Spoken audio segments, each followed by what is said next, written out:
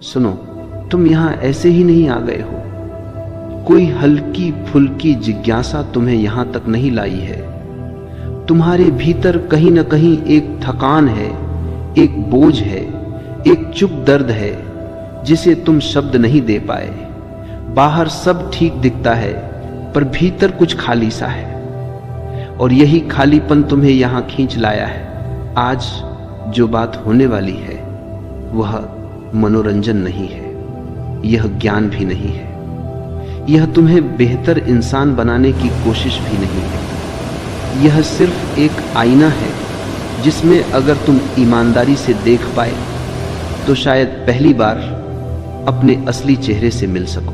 अक्सर लोग वीडियो छोड़ देते हैं क्योंकि उन्हें तुरंत जवाब चाहिए, लेकिन जीवन के गहरे प्रश्नों के उत्तर जल्दी नहीं मिलते।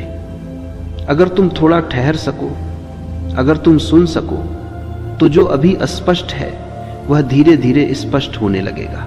और याद रखना, यह बातें दिमाग से नहीं, भीतर की खामोशी से समझी जाती है। तुम अकेले होने से डरते हो, यह सच है। तुम कहते कुछ नहीं, पर तुम्हारी पूरी जिंदगी इस डर के इर्द गिर्द घूमती है। तुम भीड़ ढूंढते हो, रिश्ते ढूंढते हो, शोर ढूंढते हो, मोबाइल ढूंढते हो, सिर्फ इसलिए ताकि अकेले न रहना पड़े।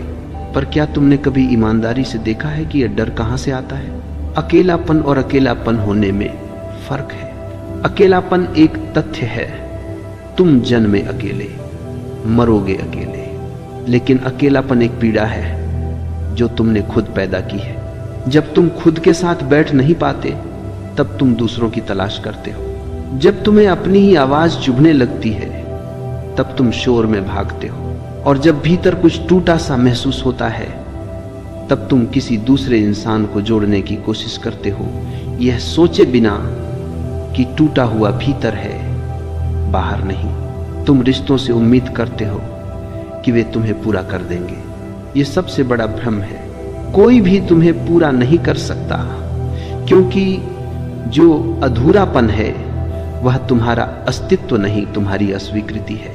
अकेले जीना सीखो, इसका मतलब यह नहीं कि जंगल चले जाओ, सब छोड़ दो। इसका मतलब है खुद के साथ सहज होना सीखो, खुद के विचारों के साथ, खुद की चुप्पी के साथ, खुद की असुरक्षा के साथ। लेकिन यहां एक कठिन सत्य है, जब तुम पहली बार अकेले बैठते हो तो शांति नहीं मिलती। पहले तो शोर मिलता है, दबी हुई इच्छाएं, अधूरे सपने, पुराने घाव, अपमान, क्रोध, ईर्ष्या, सब ऊपर आने लगते हैं, और तभी अधिकतर लोग भाग जाते हैं। वे कहते हैं अकेलापन मेरे बस का नहीं। नहीं, अकेलापन तुम्हारे बस का नहीं, इसलिए तुम आजाद नहीं हो। जो व्यक्ति अकेले बैठ सकता है वही किसी के साथ सही ढंग से रह सकता है, और जो अकेले से भागता है वह रिश्तों में भी सिर्फ भीख मांगता है, ध्यान की, प्रेम की, मान्यता की। शांत रहकर सुनो, यह सिर्फ कानों से सुनने की बात नहीं है, यह भीतर की भागदौड़ को थोड़ी देर रोकने की कला है। तुम सुनते बहुत हो पर सुनते नहीं हो। तुम प्रतिक्रिया करते हो, उत्तर देते हो, जज करते हो, पर सुनते नहीं हो। शांति कोई बाहर से मिलने वाली चीज नहीं है। शांति तब प्रकट होती है जब तुम भागना बंद कर देते हो। अकेले बैठो, कुछ मत करो, कोई मंत्र नहीं, कोई विधि नहीं, बस बैठो और जो चल रहा है उसे चलने दो। शुरू में यह असहज होगा क्योंकि तुमने पूरी जिंदगी खुद से दूरी बनाकर रखी है।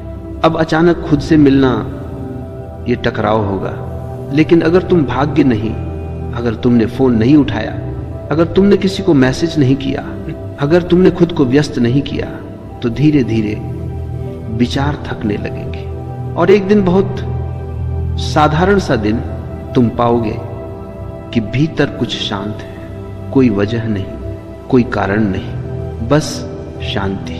वही शांति तुम्हारा असली घर है। यहीं से असली यात्रा शुरू होती है। अकेले जीना सीखना मतलब दुखी होना नहीं, अकेले जीना सीखना मतलब निर्भरता से मुक्त होना है। और जब तुम मुक्त होते हो तभी प्रेम संभव होता है, तभी सुनना संभव होता है, तभी जीवन पहली बार बोझ नहीं, उत्सव बनता है। अगर यहां तक सुनते सुनते तुम्हारे भीतर कुछ हिला है, अगर तुम्हें लगा है कि कोई तुम्हारी ही बात कर रहा है, डर, यह शब्द छोटा है लेकिन इसकी जड़ें बहुत गहरी हैं। तुम सोचते हो कि तुम कई बातों से डरते हो, असफलता से, अकेलेपन से, मृत्यु से, लोगों की राय से, लेकिन सच यह है कि डर एक ही है, बस उसके रूप बदलते रहते हैं। वह एक ही डर है, खुद को पूरी तरह जान लेने का डर।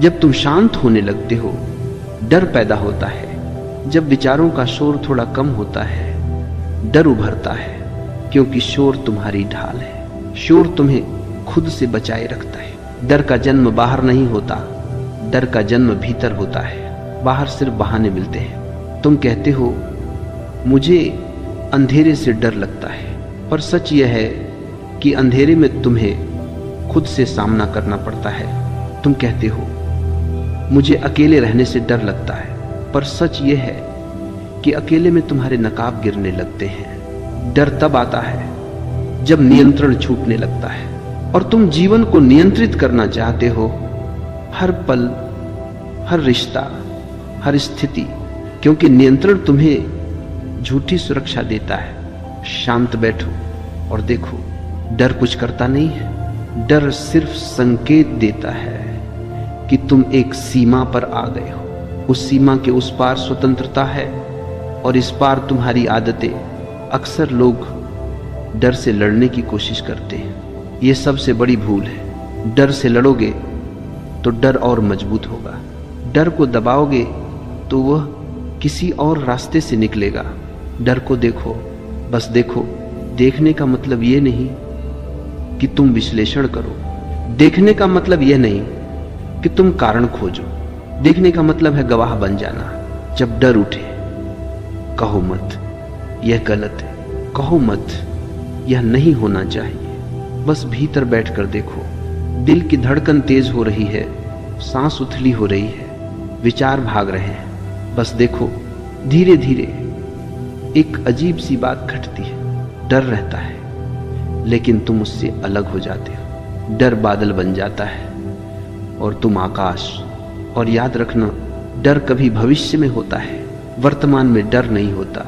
अभी इस क्षण